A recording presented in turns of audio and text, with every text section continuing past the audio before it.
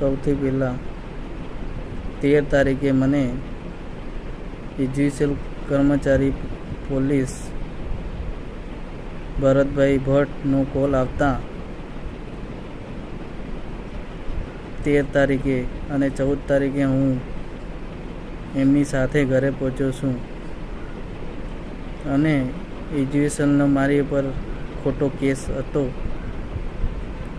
વીજ ચોરીનો, તેમાં પંચનામું કરવા ગયેલ અને સાથે ખરાડીભાઈ ગોવિંદભાઈ ખરાડી તેમજ એક હેલ્પર હું પોતે પંચનામું ઘરે કરેલ ઓલ પ્રોસેસ પૂર્ણ કર્યા બાદ સાક્ષીમાં સહી લેવા બાબુભાઈ ખલાભાઈના ઘરે ગયેલ. સાક્ષીમાં સહી લીધા બાદ 2 શબ્દો સમજાવતા તરત જ 2 ઈસમો આવીને મારી ઉપર જીવલેણ હુમલો કર્યો, મારામારી કર્યો અને સાથે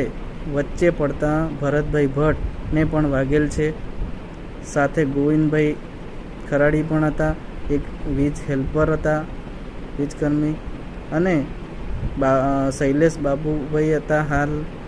સાક્ષીમાં સાઇન કરનાર શૈલેષભાઈ રામાભાઈ પણ હતા તથા જેના ઘરે બનાવ બન્યો છે બાબુભાઈ ખલાભાઈ, એમની 3 વહુઓ પણ હતી. અને મારે માંગ એ છે કે સ્થાનિક પોલીસ કર્મી એની ઉપર તાત્કાલિક એક્શન લે અને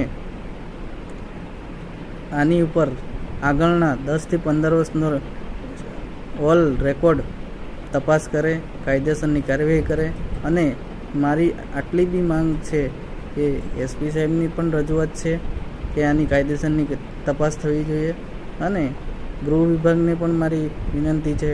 કે આની ઉપર કાયદેસરની કાર્યવાહી થાય અને આઈજી સાહેબને પણ મારી વિનંતી છે કે આવા ઈસમોને